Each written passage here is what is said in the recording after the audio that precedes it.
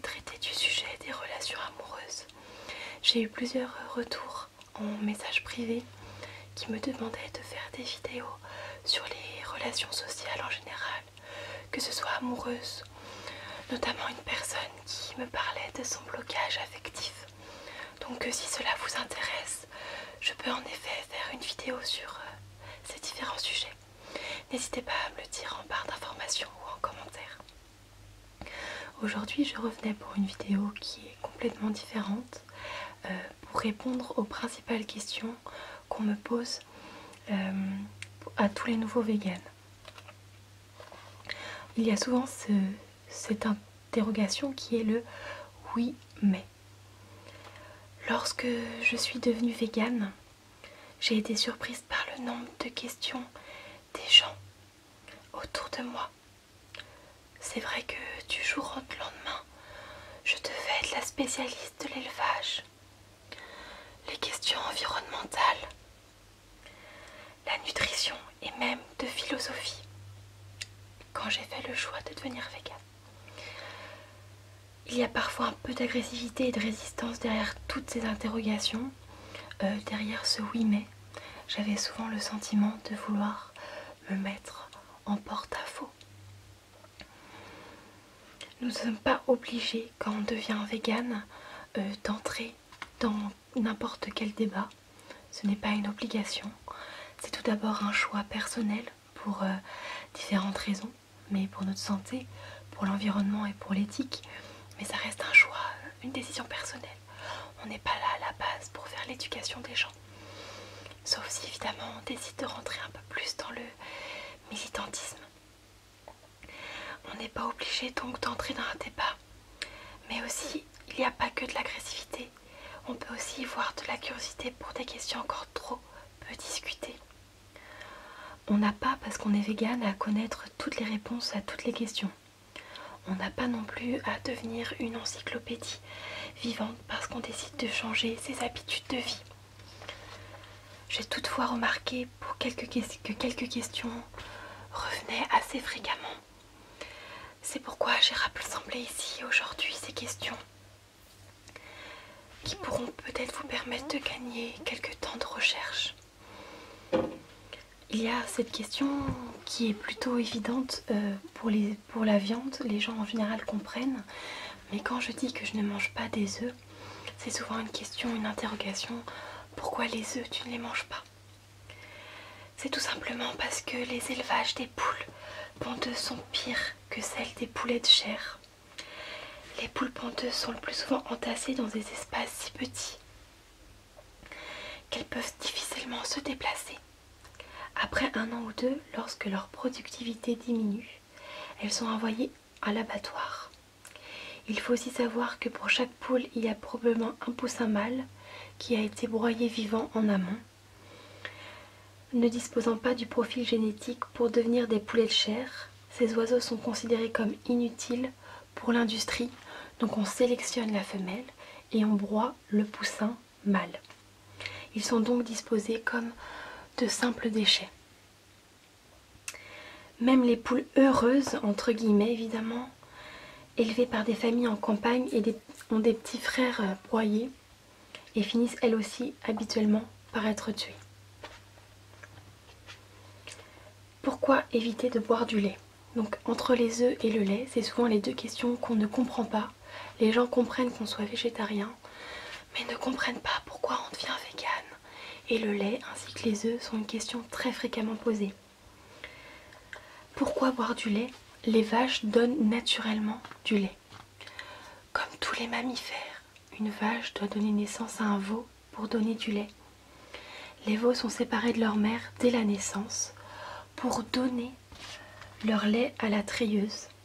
Si le veau est un mâle, il sera vendu pour être engraissé et devenir de la viande à veau. Si c'est une femelle, elle deviendra une vache laitière. Après 5 années où elles ont mis bas en permanence, comme si que vous, femmes, on vous mettait en permanence enceinte, qu'on prenait votre petit, qu'on le faisait manger, et qu'on prenait votre lait. Mais après 5 années où les vaches sont utilisées pour leur lait, si on décide de ne pas consommer de viande pour des raisons d'éthique on ne peut pas consommer du lait parce qu'elles seront envoyées à l'abattoir pour devenir de la viande hachée. Alors, si on décide de ne pas consommer de viande pour des raisons éthiques, animales ou environnementales, il est très difficile de justifier la condition de consommation de produits laitiers. Après, la question aberrante qu'on me pose, mais qu'on m'a déjà posée, mais pourquoi pas après tout, c'est une interrogation comme une autre. Mais qu'est-ce qu'on va faire du lait si on ne le boit pas? Les vaches, je le répète, ne produisent pas naturellement du lait. Elles produisent du lait parce qu'on les a inséminées et qu'elles ont donné naissance à un veau. Si on arrêtait de consommer du lait, on arrêterait tout simplement d'exploiter les vaches et les forcer à se reproduire. Dans ce cas, il n'y aurait plus du tout de lait perdu. Il y a une autre question aussi qu'on m'a posée très récemment, c'est que deviendraient toutes ces poules, cochons et vaches si tout le monde devenait végétalien? Tout le monde n'arrêtera pas de manger de la viande du jour au lendemain, c'est évident. Par contre, moins la demande sera importante, moins on fera naître d'animaux destinés à être mangés. On pourra évidemment garder certains animaux pour des refuges, pour éviter que leur espèce s'éteigne. N'oublions pas que l'être humain a complètement envahi la planète et qu'il y a de moins en moins d'espace pour les animaux quoi qu'il arrive. Donc pourquoi faire survivre des animaux pour qu'ils soient mangés à vivre 1 ou 2 ans, juste pour qu'ils aient une vie atroce, pour soi-disant pas que l'espèce s'éteigne? Mais déjà si l'espèce s'éteint, c'est qu'ils n'ont pas assez de place dans la nature pour avoir leur propre espace, c'est qu'on a trop mangé la nature, on se l'est trop approprié. Et tout simplement, si on arrête de manger, dans ce cas, on arrêtera de faire des vaches et des veaux destinés à être juste dans nos assiettes. Après, il y avait une question. Il faut élever les animaux si on veut obtenir du fumier pour nos légumes. Le fumier d'élevage n'est pas nécessaire pour la production agricole. Si les fermes ont accès à ces grandes quantités de fumier, c'est parce que la demande de produits d'origine animale est importante et que de telles quantités de fumier sont alors disponibles. Au lieu d'ajouter du fumier dans les sols, on peut ajouter du fertilisant à base de végétaux comme les paillis, les engrais verts, le compost végétal. D'ailleurs, de plus en plus de fermes biologiques se tournent vers cette forme d'agriculture plus saine que l'agriculture véganique. Donc une autre question qui me est posée le plus, j'ai envie de dire, c'est « mais pourtant, on mange de la viande depuis toujours ». La recherche a démontré que la consommation de viande est liée à de nombreux problèmes de santé et qu'on peut très bien vivre sans consommer de protéines animales. Le fait qu'on consomme de la viande depuis longtemps ne signifie pas qu'il s'agit d'une bonne pratique. Faut-il prendre le modèle de la vie de nos ancêtres du Paléolithique? Des milliers d'années d'évolution auraient dû nous apprendre à agir différemment. On a bien évolué sur le droit de la femme, sur le droit de vote des femmes, sur l'esclavage. Si on faisait comme nos ancêtres, si on venait comme les hommes préhistoriques, mais c'est pas du tout moralement adéquat à notre vie actuelle. C'est plus du tout lié en adéquation avec notre mode de vie, donc avec notre santé. Ce n'est plus du tout d'actualité. Vraiment pas. On a évolué, on agit différemment, on n'a plus d'esclavage, on n'a plus de femmes, en France du moins, la femme est beaucoup plus égalitaire à l'homme. On évolue, on n'est pas des hommes préhistoriques et tout ce que notre vie actuelle a évolué, on ne doit pas agir comme eux.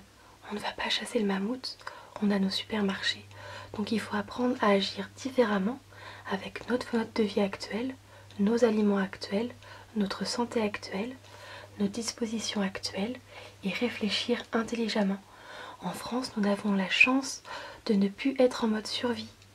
Alors, profitons-en pour réfléchir et évoluer tous ensemble, en nous éloignant de la bête cruelle, en nous éloignant de l'égoïsme, en se éloignant des personnes civilisées. L'autre phrase qui va avec souvent, c'est « les animaux se mangent bien entre eux et nous sommes des animaux ».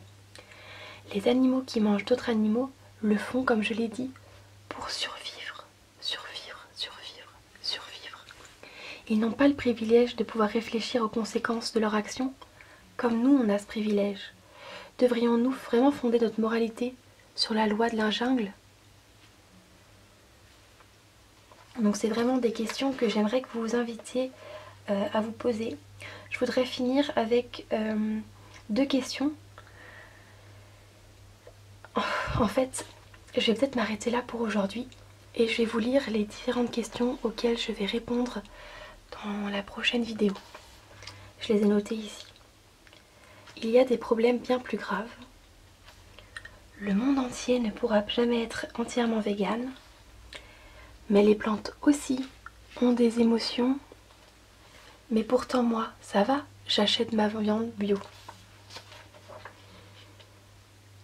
Si tu étais sur une île déserte avec rien d'autre que des animaux, tu ferais quoi? Plein d'animaux sont tués dans les champs qui servent pour les céréales. Donc c'était les différentes questions auxquelles je répondrai, si cette vidéo vous plaît, dans la partie 2. Car je vois que ça fait déjà 11 minutes que je parle et c'est un petit peu trop. Donc je fais des vidéos chuchotées pour le soir, mais je veux toujours aborder des sujets très importants qui me tiennent à cœur. Dites-moi si vous préférez que je les fasse comme celle-ci en mode chuchoté, ou si vous voulez des vidéos tout à fait normales, ou si vous voulez des vidéos ASMR avec vraiment, par exemple des tappings, avec des tappings comme ça, en étant plus chuchoté, en prenant des objets, du vrai ASMR, et pas que du chuchoté, ou si ça vous convient que je fasse juste des discussions entre vous et moi sur des sujets qui me semblent importants en mode ASMR. Est-ce que vous voulez que ces vidéos restent ASMR ou soit parler normalement, et voulez-vous des vraies vidéos? Donc je vous dis au revoir et à très bientôt pour une nouvelle vidéo sur ma chaîne Camélia Vegan. Bonne journée, bonne soirée ou bonne nuit et à très bientôt.